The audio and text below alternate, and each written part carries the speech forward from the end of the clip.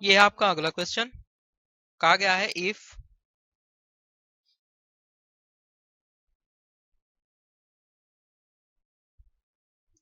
A is equal to, ये कोई matrix है आपके पास,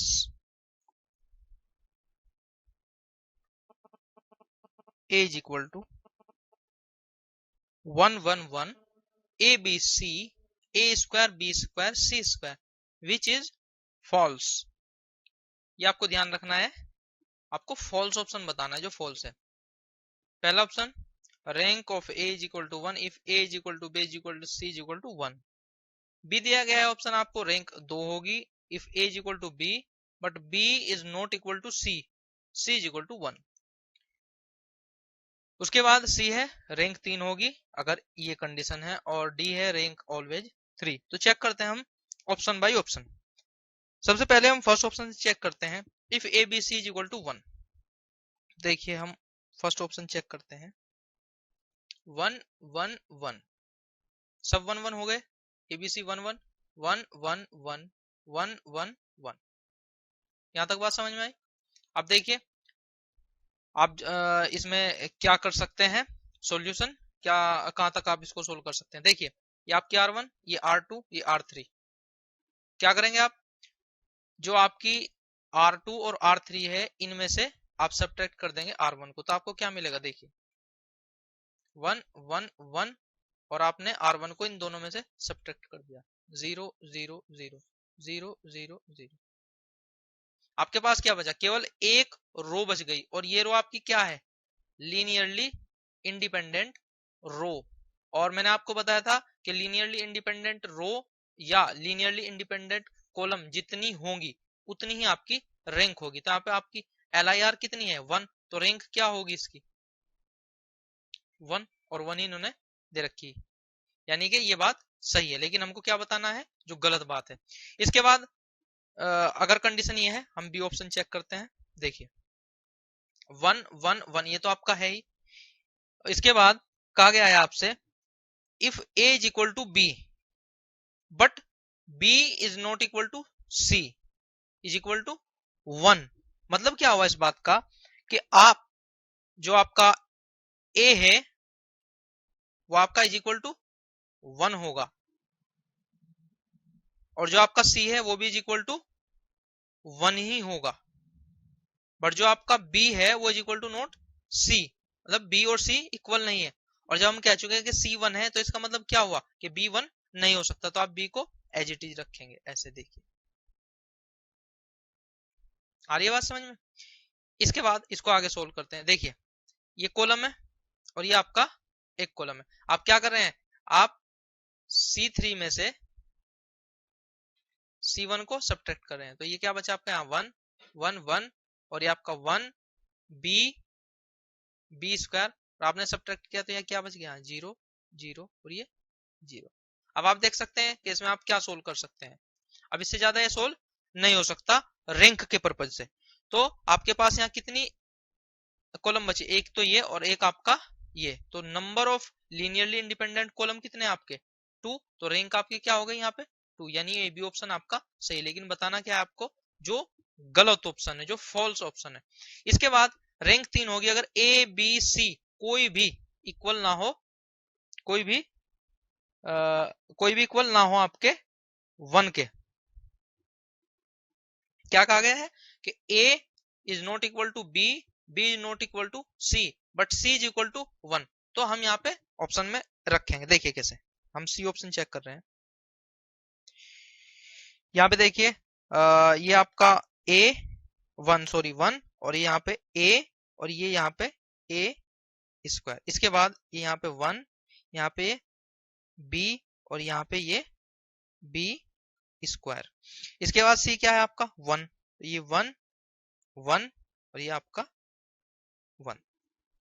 देखिए आप इसको कर सकते हैं सोल्व। देखिए यहाँ पे अगर आप इसको सोल्व करने की कोशिश करें तो आप यहाँ पे अगर रो इक्लोन फॉर्म भी लाते हैं, रो इक्लोन फॉर्म, ये पहली जो रो है उसमें कोई जीरो ना हो, दूसरी में आपकी एक जीरो, ये वाली इस तरीके से, तो इसके बाद भी आपका जो है, तो यहाँ पे आपको मिलेगी पहली रो, सॉरी पहला कॉलम, दूसरा कॉलम और ये आपका तीसरा कॉलम। आप कहीं भी इस तरह की रो गेट नहीं कर सकते, प्राप्त नहीं कर सकते। तो इस हिसाब से आपका जो LIC होगा, मतलब लीनियरली इंडिपेंडेंट कॉलम की जो संख्या होगी वो कितनी होगी 3, और जितनी LIC होगी आपकी उतना ही आपका रैंक होगा, और वही इन्होंने दिया गया है। इसके बाद यानी कि ये भी ऑप्शन सही हो गया। इसके बाद क्या गया, रो ए इज ऑलवेज 3। तो जब आपने तीन ऑप्शन ही चेक किए और तीनों ऑप्शन आपके ये सही है, तो इनमें गलत ऑप्शन क्या होगा, आप बिना सोल्व करे ही इसको टिक कर सकते हैं, यानी आंसर होगा आपका डी। नेक्स्ट पे चलते हैं हम। ये क्वेश्चन आया था आपका EE 2014 में। If A is equal to PRQS and B is equal to P square plus Q square PR plus QS PR plus QS R square plus S square हो, ऐसा दिया गया है। If rank of A is equal to N, जो आपकी A matrix है इसकी rank दे दी N, then rank of B क्या होगी, N/2 N-1 N और ये आपका 2N। देखिए हम इस क्वेश्चन को कैसे सोल्व करते हैं। सबसे पहले आप चेक करेंगे कि ये जो आपका B है, B ये कैसे आपको मिला है, या आप इस B को, क्योंकि जो चीज आपको दी गई होगी इस बात की तो डेफिनेट सी गारंटी मान के चलिए आप कि उसका इस्तेमाल आप क्वेश्चन में कर सकते हैं, जो चीज आपको क्वेश्चन के अंदर दी गई होगी। तो अब आपको दी गई है ये चीज, if A is equal to ये and B is equal to ये, तो फिर पूछा कि रैंक B की क्या होगी। तो इसका मतलब क्या होगा, आपको A यूज करना है और A यूज करके आपको देखना है कुछ रिलेशन B का आपके पास में आता है या नहीं।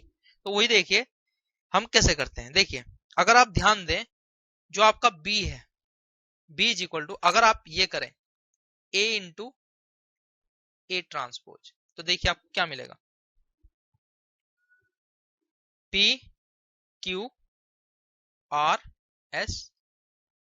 इसके बाद देखिए ट्रांसपोज कीजिए आप इसका, P Q R S। यहां तक हो गया। अब देखिए मल्टीप्लाई कर दीजिए इनकी, और आप एकदम चमत्कार में आ जाएंगे कि जब आप इसकी मल्टीप्लीकेशन करेंगे तो आपको मैट्रिक्स बी मिलेगी, आपको मैट्रिक्स बी मिलेगी। बी कैसे, ऐसे देखिए P into Q P square, P into sorry P into P square, फिर Q into Q into Q plus Q into Q square.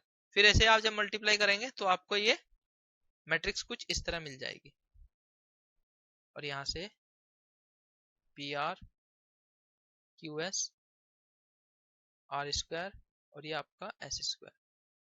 और ये बात आपको आएगी प्रैक्टिस से, आप जितने नंबर ऑफ क्वेश्चन की प्रैक्टिस करेंगे आपको उतनी ज्यादा इजीनेस होगी क्वेश्चन के आंसर को फाइंड करने में। अब देखिए मैंने आपको अभी जो बताया है वो क्या बताया है कि जो B है आपको वो मिल रहा है A इंटू A ट्रांसपोज से, और रैंक आपको जो बतानी है वो बतानी है B की। आपको A की रैंक पता है, आप जानते हैं, वो आपको नोन है, वो क्या है N है। आपको बतानी है B की, और आप जानते हैं कि जो रैंक होती है वो आपके ट्रांसपोज की भी रैंक, जो आपकी एक्चुअल मैट्रिक्स होती है उसकी रैंक के इक्वल होती है। कैसे, देखिए मैं आपको ये पहले भी बता चुका हूं आपके जो प्रॉपर्टीज थी उसके अंदर। अब देखिए जब आपको पता है A की रैंक N है और A ट्रांसपोज की रैंक भी N है, और आप ये जानते हैं कि जो रैंक किसी मैट्रिक्स की होगी वही रैंक उसके ट्रांसपोज की होगी, तो हम पढ़ा था, हमने जो फॉर्मूला क्या पढ़ा था, मिनिमम ऑफ रैंक A और मिनिमम रैंक ऑफ A का ट्रांसपोज। अब आप जानते हैं जो आपका रैंक A है उसकी रैंक कितनी है N, और जो ट्रांसपोज होगा उसकी भी रैंक N ही होगी। तो मिनिमम क्या है इनमें से, ये तो दोनों इक्वल है तो आप कोई भी ले सकते हैं। तो इस हिसाब से जो रैंक ऑफ बी होगी वो क्या होगी आपकी, इज इक्वल टू n। यही होगा आपका आंसर। तो आप ऑप्शन में चेक करेंगे, ऑप्शन होगा आपका सी। सी आपका ऑप्शन सही है, सी आपका ऑप्शन यहाँ सही है। इसके बाद क्वेश्चन है आपके पास mechanical 2013, choose correct set of function which linearly dependent are. मैंने आपको पहले बात बताई थी कुछ इस तरह, k1a plus k2b is equal to 0। ये बात मैंने आपको बताई थी जब आपको लीनियरली डिपेंडेंट और इंडिपेंडेंट के बारे में बताया गया था। तो ये इक्वेशन आपकी 0 कब हो सकती है, जब आपका k1 एंड k2, जब आपका k1 एंड k2 0 हो, k1 एंड k2 आपका 0 हो, तो इसी कंडीशन इसी का इस्तेमाल हम करेंगे यहाँ पे। देखिए आप ऐसा इनमें ऑप्शन चेक कीजिए जो कुछ इस फॉर्म में आपको एक रिलेशन एस्टेब्लिश हो जाए और उसके जो कोफिशिएंट हैं, जो उसके कोफिशिएंट है वो आपके 0 हो जाए। तो देखिए यहाँ पे देखते हैं हम इस ऑप्शन में sine x sine square x और कोस स्क्वायर एक्स में क्या आपको ऐसा रिलेशन दे सकते हैं जो कुछ ऐसी कंडीशन बन जाए। आपको जो फर्स्ट ऑप्शन है इसमें कुछ इस तरह की कंडीशन आप अप्लाई नहीं कर पा रहे हो। चलिए अब देखते हैं ऑप्शन नंबर बी। आपने यहाँ पे देखा कि जो ये 3 एलिमेंट आपको दिए गए हैं, आप इनमें एक रिलेशन स्टेब्लिश कर सकते हो। कैसे, साइन एक्स अपॉन के cos x is equal to ten x. But यहाँ पे देखिए क्या हो रहा है, आपकी जो कंडीशन है वो इस तरह आपको नहीं मिल रही है। आपकी जो कंडीशन है वो आपको इस तरीके से नहीं मिल रही है जिससे आपके जो कोफिशिएंट k1 और k2 है वो आपके 0 हो जाए। अब देखिए यहाँ पे, देखिए ये क्या है, ये है आपका cos 2x। तो आप इसको कैसे कर सकते हैं, कैसे कर सकते हैं आप इसको, देखिए cos square x plus sine square x, और आप इसको ऐसे भी कर सकते हैं, देखिए cos 2x minus cos square x ये सॉरी यहाँ पे माइनस होगा, माइनस साइन स्क्वायर एक्स, तो ये आपका प्लस साइन स्क्वायर एक्स हो गया। आ रही है बात समझ में। अब देखिए आपने इन तीनों में एक ऐसा रिलेशन एस्टेब्लिश कर दिया जो इस इक्वेशन के एकदम अकॉर्डिंग है। तो आप कह सकते हैं कि ये आपका लीनियरली डिपेंडेंट वेक्टर होगा। इसके बाद हम बात कर लेते हैं आपके अगले टॉपिक की। अगला टॉपिक है आपका वेक्टर स्पेस। इसमें है आपका बेसिक ऑफ वी और स्पेन ऑफ वी। उसके बाद आपका ऑर्थोगोनल वेक्टर की हम बात करेंगे। तो सबसे पहले मैं आपको एक बात बताना चाहूंगा कि जो आपका ये बेसिक है, बेसिक नहीं है एक्चुअल बेसिस है, बेसिस ऑफ वी है, ये ऑलमोस्ट आपका, ये ऑलमोस्ट आपका रैंक के इक्वल होता है, ऑलमोस्ट आपका रैंक के इक्वल है। और जो आपका स्पेन है वो भी हम आपको बताएंगे।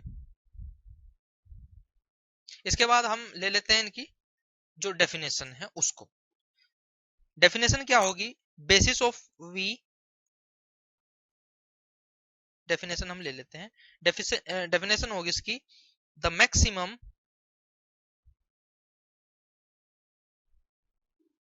नंबर ऑफ linearly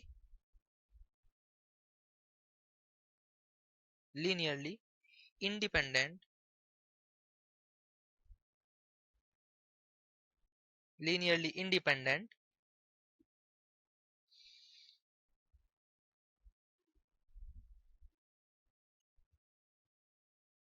vector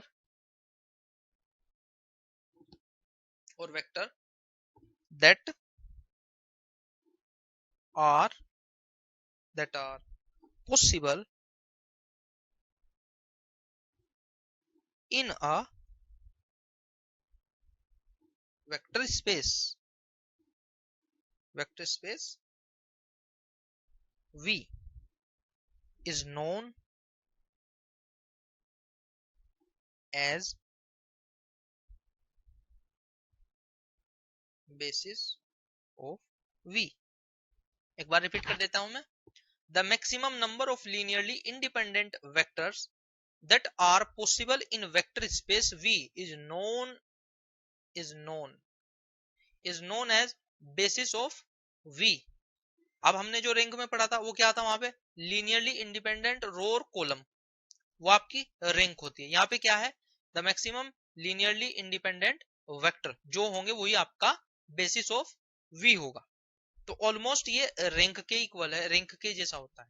इसके बाद हम बात करते हैं आपकी स्पेन की, स्पेन ऑफ वी और vector.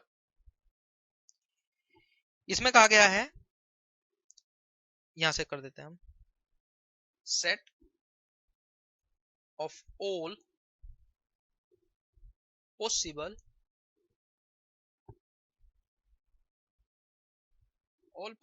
combination, set of all possible combination of linearly independent vector in vector space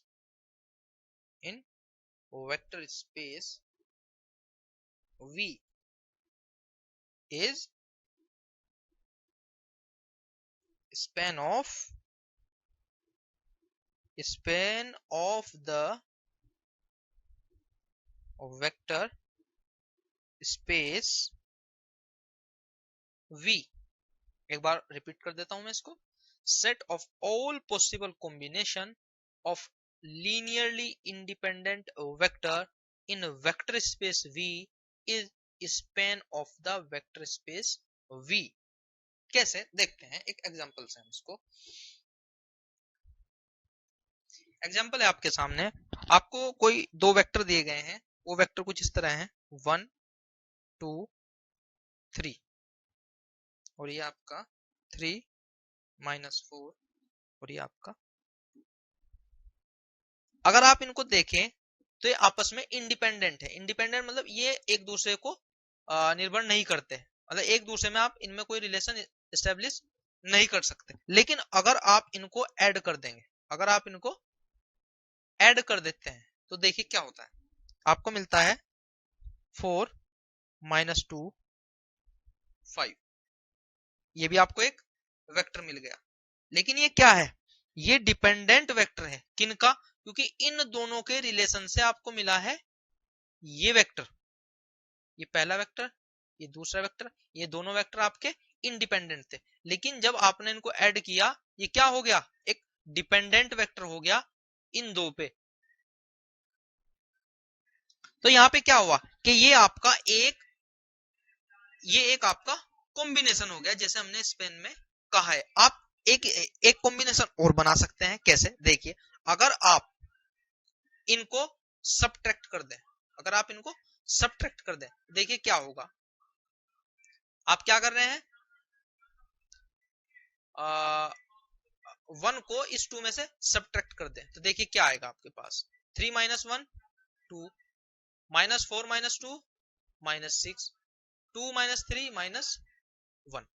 ये आपके पास कोई वेक्टर आ गया इन दोनों के कॉम्बिनेशन से। और स्पेन के अंदर हमने आपको यही बात बताई है कि number of all possible combination जो भी होंगे वही आपका क्या कहलाता है, स्पेन कहलाता है। तो आपने इन दोनों वेक्टर के साथ में कुछ ऐसा कॉम्बिनेशन लगाया जिससे आपको एक ये नया वेक्टर मिल गया, एक आपको ये नया वेक्टर मिल गया।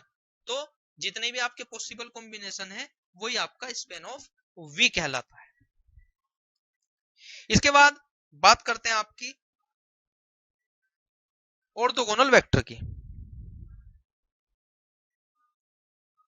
ऑर्थोगोनल वेक्टर,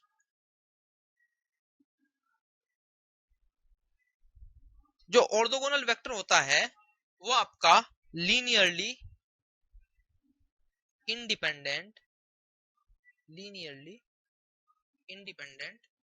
वेक्टर होता है, या हम इसको ऑर्थोगोनल वेक्टर कहते हैं, या हम इनको ऑर्थोगोनल वेक्टर कहते हैं। जैसे जो आपके ऑर्थोगोनल वेक्टर, मान लीजिए आपके पास है ए और बी, दो आपके पास है ऑर्थोगोनल वेक्टर होती है, तो इनका एक नोट है, वो नोट आप याद रखें। नोट पॉइंट क्या है कि अगर आप इस ए यानी जो आपका एक ऑर्थोगोनल वेक्टर और एक आपका दूसरा ऑर्थोगोनल वेक्टर है बी, अगर आप ए और बी की डॉट प्रोडक्ट करते हैं, अगर आप ए और बी की डॉट प्रोडक्ट करते हैं तो इनकी डॉट प्रोडक्ट ऑलवेज भी जीरो, हमेशा इनकी डॉट प्रोडक्ट जीरो आएगी। ये इसमें नॉट प्रोडक्ट है ऑर्थोगोनल वेक्टर के लिए। लेकिन लीनियरली इंडिपेंडेंट वेक्टर के लिए क्या था आपका, k1 a plus k2 b is equal to zero. ये जीरो कब होगा, जब इफ, या आप इसको ऐसे कह सकते हैं फॉर k1 k2 जीरो। आई बात समझ में? यहाँ पे फर्क जो बातें हैं आपकी वो लगभग दोनों सेम है। यहाँ लीनियरली इंडिपेंडेंट वेक्टर था आपका कब, k1 a plus k2 b is equal to zero, जहां a और b आपके वेक्टर थे। कब हो सकता है जीरो, जब आपका k1 k2 जीरो हो। और आपका ऑर्थोगोनल वेक्टर, अगर ए बी आपके पास कोई ऑर्थोगोनल वेक्टर है तो उनकी डॉट प्रोडक्ट हमेशा जीरो होगी। इसको आप नोट कर लीजिएगा, ये आपका डॉट प्रोडक्ट है।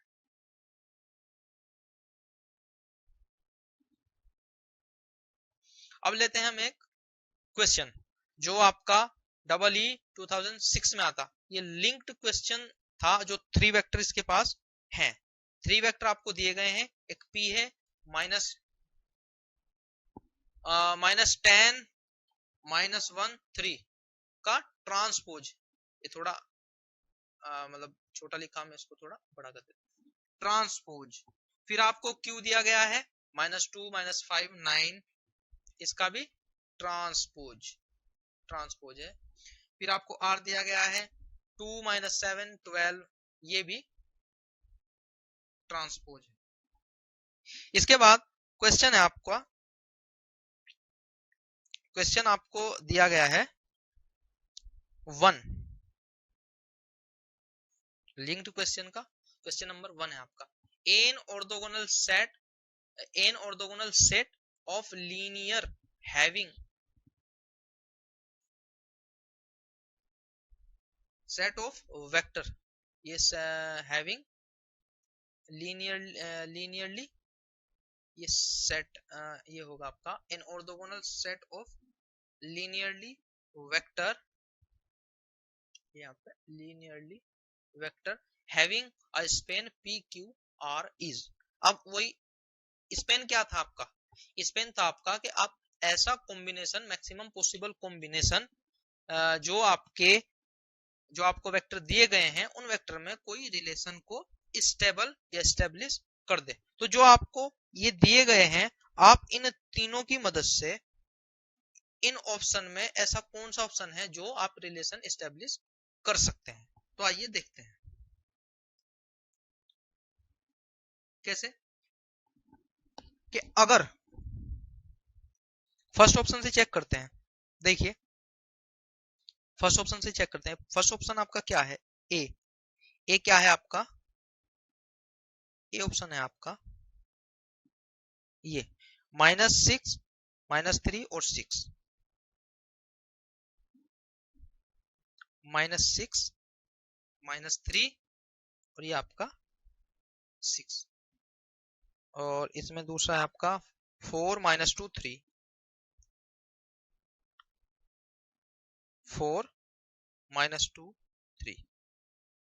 अब क्या ये जो दोनों के दोनों आपके सामने वेक्टर हैं, क्या आप इनका इस्तेमाल इस तरह के जो एलिमेंट आपको दिए गए हैं, इस तरह के जो वेक्टर दिए गए हैं, वो आप इनसे कॉम्बिनेशन क्रिएट कर सकते हो या नहीं, यही आपसे पूछा गया है।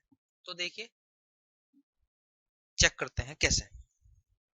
अगर आप इसको a मान ले और इसको आप b मान ले, आप क्या करें, a माइनस b करके देखिए, a माइनस b, देखिए क्या मिलेगा आपको, -4 -6 -4 -10 -3 -3 -2 -3 -2 -1, क्योंकि -3 और -2 माइनस माइनस प्लस हो जाएगा तो आपको 1, और 6 -3 3।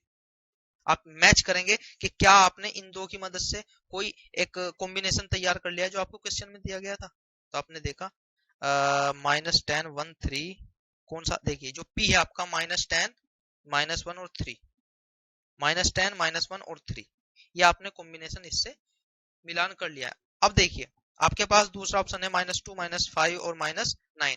क्या आप इन दो वेक्टर से कुछ ऐसा कॉम्बिनेशन ले सकते हैं, बना सकते हैं जो आपको -2 -5 और 9 आ जाए, या 2 -7 12 आ जाए, इस तरह से। देखिए चेक करते हैं, आपको लाना है -2 पहले नंबर पे, तो देखिए -2 कैसे आ सकता है, देखिए -6 और 4, -6 और 4, देखिए अगर आप इनको ऐड कर दें तो आपको -2 मिलेगा। आ रही है बात समझ में? और अगर आप यहाँ पे ऐड कर दें तो आपको -5 मिलेगा। तो देखिए -5 है कैसे, जी हाँ बिल्कुल, देखिए -5 भी यहाँ पे है।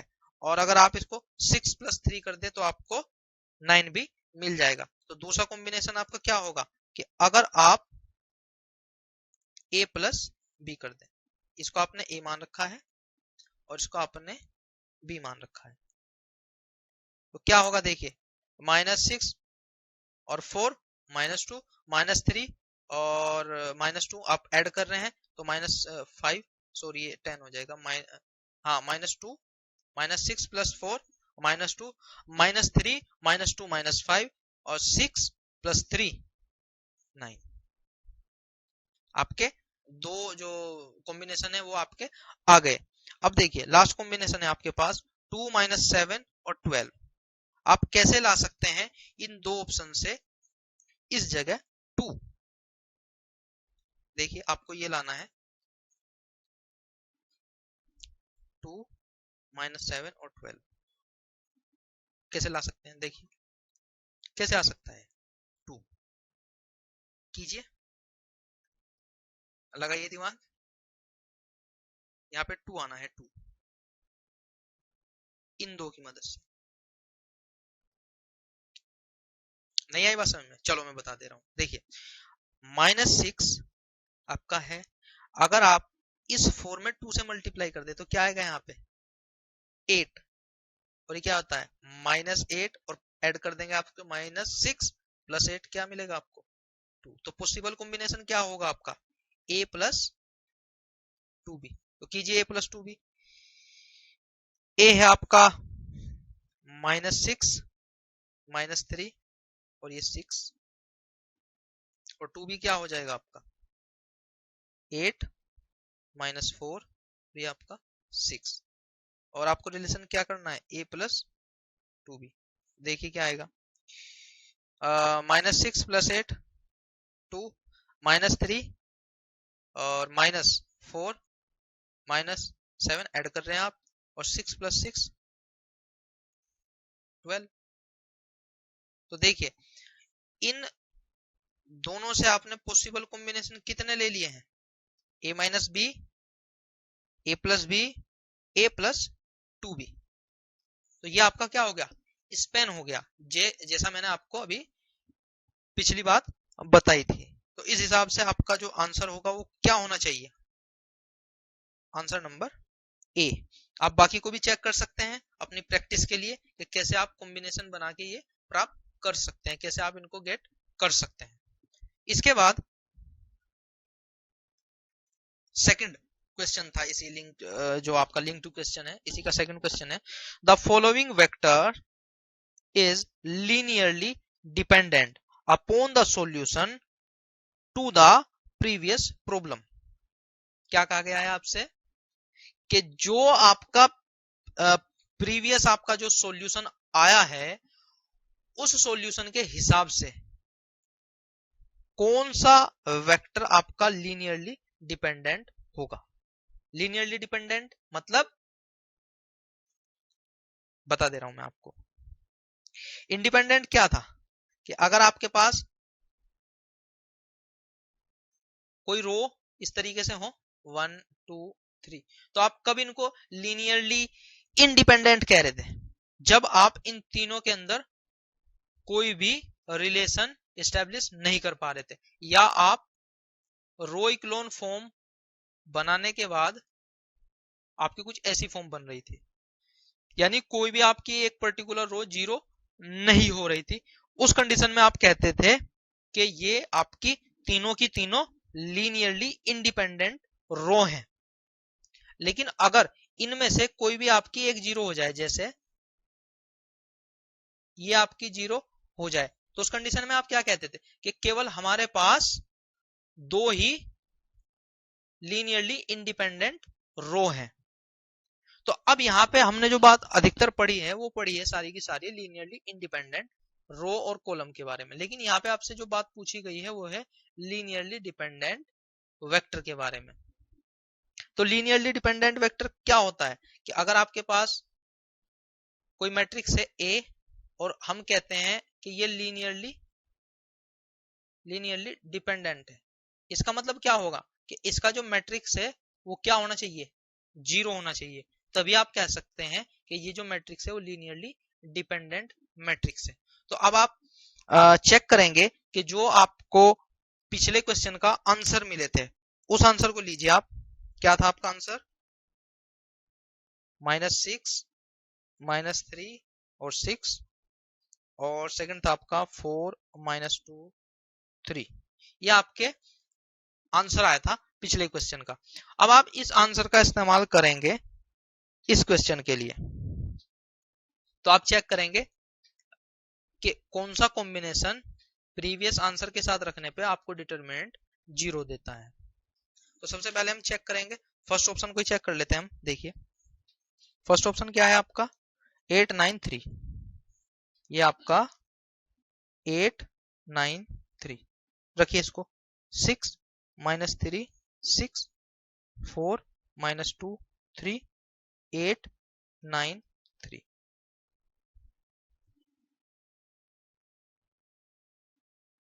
आई बात समझ में? देखिए इसका डिटरमिनेंट क्या होगा।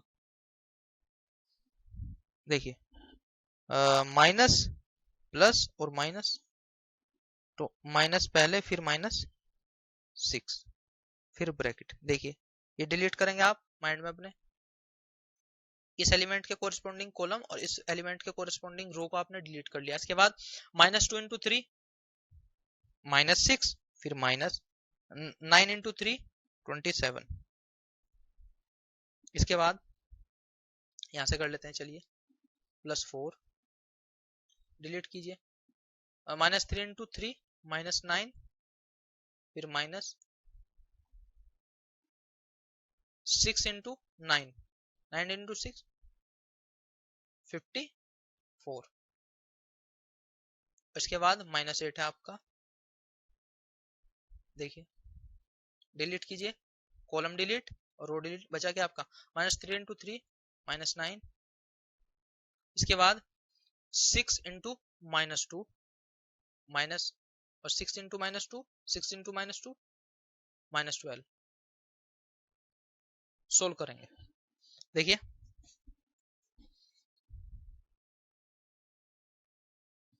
सोल्व करेंगे क्या है आपका? -6 × -6, इसके बाद -6 -27, देखिए 33, वो भी माइनस का।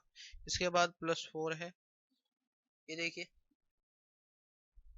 -63।